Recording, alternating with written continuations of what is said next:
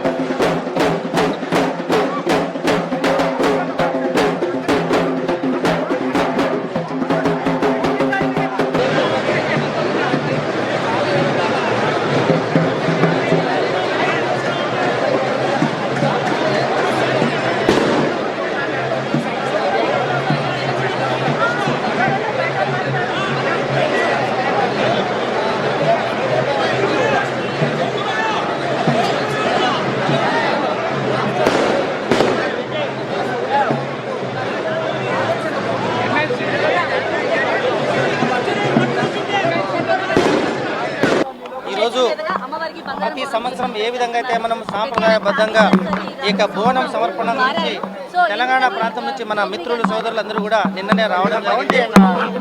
ఈ రెండు రాష్ట్రాల మధ్య సత్సంబంధాలు కావచ్చు, అక్కడుండే ప్రజలు కానీ, ఆంధ్రప్రదేశ్ ప్రజలు కానీ సుభిక్షంగా, సంతోషంగా ఉండాలనే ఉద్దేశంతో ఈ యొక్క కార్యక్రమాలన్నీ కూడా అక్కడి నుంచి ఇక్కడ నుంచి అక్కడ మనం చేస్తూ ఉంటాము. పవిత్ర సారే, అలాగే ఈ యొక్క ఆషాఢ మాసం పవిత్ర సారే సందర్భంగా తెలంగాణ నుంచి బంగారు బోనం తీసుకొని రావడం జరిగింది. ఈరోజు మధ్యాహ్నం 1 గంట ఆ ప్రాంతంలో ఈ యొక్క బోనం తీసుకోవడం జరుగుతుంది. ఏ విధంగా అయితే మనము పూజలు, పురస్కారాలు చేసుకొని ప్రారంభిస్తామో ఆ విధంగానే మనం చేసుకోవడం జరుగుతుంది. ఇది రాబో తరాలకు వచ్చే కాలం అంతా కూడా ఇంకా ఇన్నోవేటివ్గా, ఇంకా ఈ యొక్క బలం, ఈ మధ్య సత్సంబంధాలు బలపడాలని చెప్పేసి అమ్మవారిని కోరుకోవడం జరిగింది. ఇంద్రకీలాద్రికి చేరుకున్న భాగ్యనగర్ మహంకాళి అమ్మవారి ఉత్సవాల కమిటీకి దేవాదాయ శాఖ మంత్రి ఆనం రామనారాయణ రెడ్డి స్వాగతం పలికారు. దుర్గగుడికి చేరుకున్న బంగారు బోనాన్ని మంత్రి ఆనం అందుకున్నారు. అనంతరం భోగిని నిశాక్రాంతి బంగారు వెండి పాత్రలో బోనం పట్టు వస్త్రాలు వడిబియ్యం అమ్మవారికి సమర్పించారు. సప్త మాతృకలకు సప్త బంగారు బోనాల సమర్పణలో భాగంగా దుర్గమ్మకు బోనం సమర్పించినట్లు నిర్వాహకులు తెలిపారు. 16 ఏళ్లుగా ఏటా ఆషాఢ మాసంలో తెలంగాణ నుంచి బెజవాడ దుర్గమ్మకు బంగారు బోనంతో పాటు సారే ఆనవాయితీగా వస్తోందని మహంకాళి ఆలయ కమిటీ తెలిపింది. సకాలంలో వర్షాలు పడి దేశం సుభిక్షంగా ఉండాలని అమ్మవారిని కోరుకున్నట్లు భక్తులు తెలిపారు. తెలుగు రాష్ట్రాలు పాడి పంటలతో సుఖ సంతోషాలతో అభివృద్ధి పథంలో దూసుకు వెళ్లాలని బంగారు బోనం సమర్పించామని భాగ్యనగర్ మహంకాళి అమ్మవారి ఉత్సవాల కమిటీ ప్రతినిధులు వెల్లడించారు. తెలంగాణ రాష్ట్రం నుంచి దాదాపుగా మరి ముఖ్యంగా జంట నగరాల నుండి కూడా దాదాపుగా 500 నుంచి 1000 మంది భక్తులు ఈ కార్యక్రమంలో పాల్గొనడానికి హైదరాబాద్ నుండి విజయవాడ రావడం జరిగినది.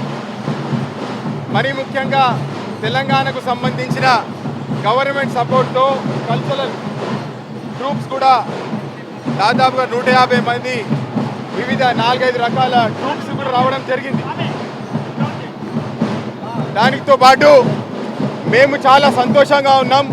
మా యొక్క విజ్ఞప్తిని ఆంధ్రప్రదేశ్ గవర్నమెంట్ కూడా దృష్టి పట్టుకొని వారు కూడా మాకు ఒక 3-4 కల్చరల్ ట్రూప్స్ ఇస్తూ మా భక్తులు ఎవరైతే ఇక్కడికి వచ్చారో సందర్శనకు వచ్చారో వారికి వివిధ రకాలుగా అరేంజ్మెంట్స్ కూడా చేయడం, రూమ్ అరేంజ్మెంట్ కానీ ఫుడ్ అరేంజ్మెంట్ చేయడానికి మేము చాలా ధన్యవాదాలు చెప్తున్నాం.